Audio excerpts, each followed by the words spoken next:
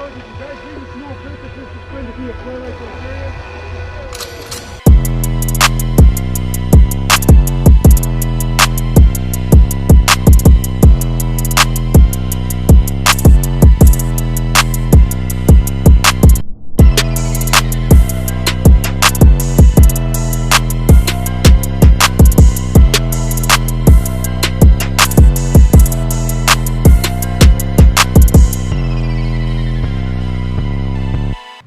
Hey, VC here. Alright, so we're talking about covering moves, and we're going to break down this circuit race, which is the third race in a 3-race stage race.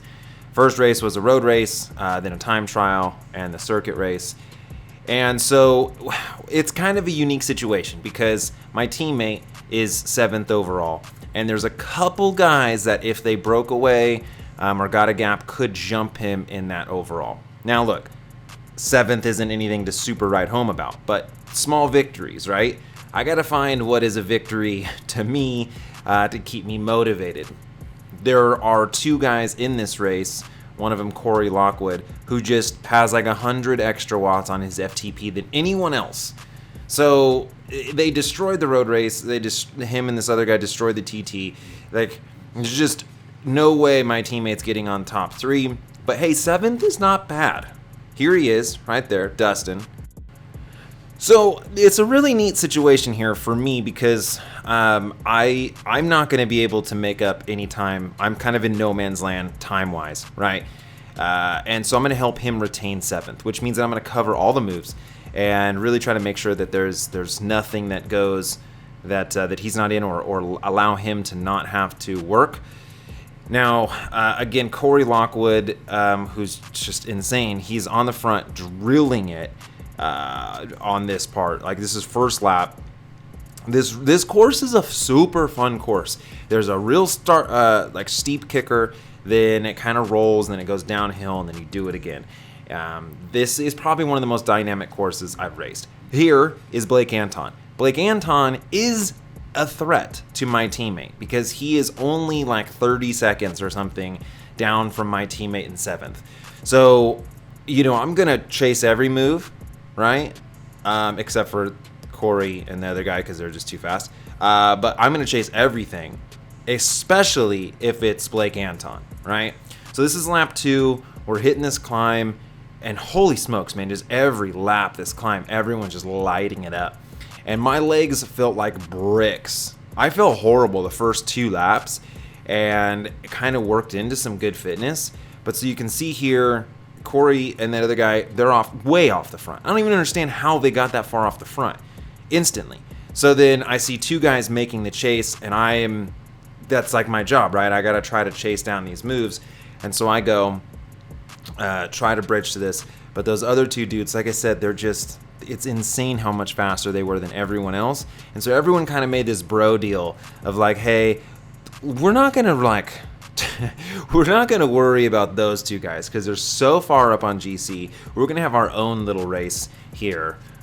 And but it's not like we didn't chase. I mean, there was a lot of guys that were riding super fast. The race was super fast. So anyway. So Mike Spikes here, they had a big team. Those guys in the black and green, they were super strong. Just a lot of strong guys all over the place, and a lot of guys trying to move up in GC. See a photographer here, boom, you're gonna get the Steezy pick. But look at this, look at Corey, look how aero this dude is. Insane, man. It's so insane. So even if you're on his wheel, like, you're getting very little draft. But so we're kind of chasing those 2 off the front, sort of. But I'm going to stay as far up to the front of the pack as possible so that, I don't get surprised by any sort of move.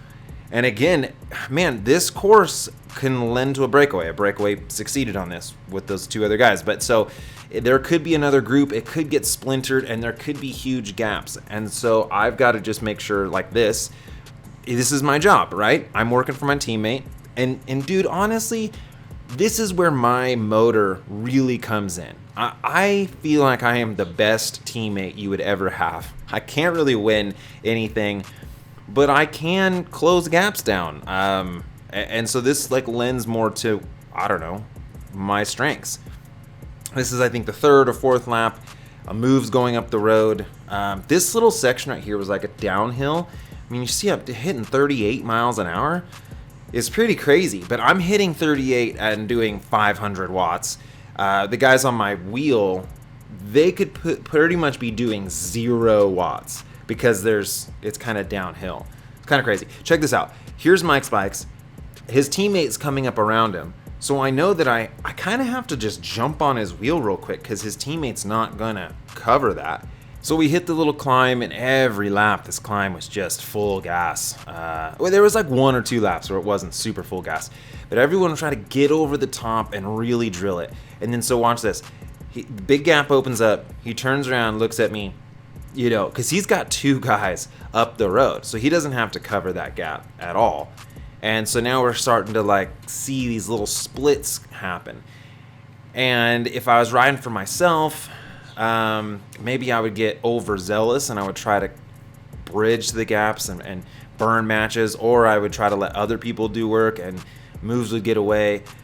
So I kind of just in this little zone of just, not going completely out of my gourd, but following moves. And everyone was pretty motivated. Honestly, the first half of the race, everyone was really, really motivated. But this guy goes, I'm on his wheel. I felt like I did a pretty good job of positioning, like always being where I needed to be to help my teammate. And so I wonder I don't wonder, I know that me knowing that I just have to work for my teammate and I don't have any pressure on I don't have to do a result, I don't have to do well, it honestly just makes it so much easier to race the bike, for sure. We hit the hill again. Rob on the front, super strong dude, like extremely strong, but he had a horrible road race because there was no neutral water. I was out of water at 40 miles. A lot of guys were cracking from the lack of water during the road race. So he's kind of bummed because he's sort of way out of it. But then you saw that other guy from Cal Poly, he attacked, seems really light. Then guys are just attacking. The whole time there was always some kind of move going.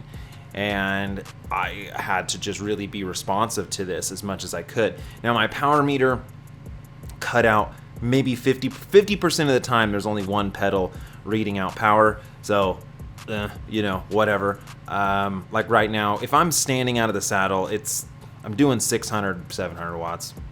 Anyways, I'm trying to stay at the front, trying to patrol the front. Move, just keep going. And I'm just like, it's so neat to have the goal of just work for your teammate. It just relieves so much pressure. And I had a lot of fun racing. Now here's Blake. Again, this is the guy we got to mark. Like, he's the one, right? And instantly you see my teammate, because, dude, he's been watching Blake. There's only 2 guys, I think, that can leapfrog my teammate in the overall standings. But Blake is definitely one of them, and he is extremely strong. He does stage races like overseas all the time. The guy's crazy strong. So we got to watch him. A little move going up the road. That's just, again, on me. I've got to cover these moves. I've got to be in good position. This climb also is a really crazy little, it's like a 3 or 4 minute deal, maybe, something like that. Where if you're on the very back, everyone that gets over the top and then drills it, it's difficult. You got to really for me anyways, I like to stay up front as much as I can so that if I do really start to run into a wall, I can slowly fall back a little bit. But I started feeling pretty good towards like the midpoint of this race. And I mean, I don't know. I really worked into where my legs were feeling good. This guy doesn't need to close that gap, but I do because I'm working for my teammate. And here goes another Mike Spikes move. Mike Spikes was having a lot of counterattacks. They really worked super well as a team. About the midway point, people kind of started to chill out. It was sort of this truce of, hey man, we're all super tired. And so that was nice. It was nice to have a little downtime, right? A little moment where I can not be at the very front, but I'm still paying attention. Right? I'm still paying attention to the front. And here I am further back in the group than I want to be, right? I'm behind my teammate, which isn't really where I want to be because well, he's, I need to work for him. So I kind of move up here, and what's cool is I used some momentum, and you can see my watts super drop down because I sort of coasted into that little spot. But in this situation, I think right here, what happens is Blake and a few other guys, because it just gets so strung out over the top of this crest. Like you go over the little riser, and then guys are drilling it. So I'm trying to close down these gaps. But it'd be so easy if one or two of these guys didn't follow those wheels for me to be in such a bad situation. And so then now there's a little move up the road, and it's got Blake in it. That's not good. So my teammate, you can see the move up there. My teammate's starting to go to the front because he's fresh. He hasn't had to cover any moves, but I don't want him to. So I ride up to him. He goes, I ride up next to him. And in my mind, I think I'm saying, hey man, follow my wheel. I got you.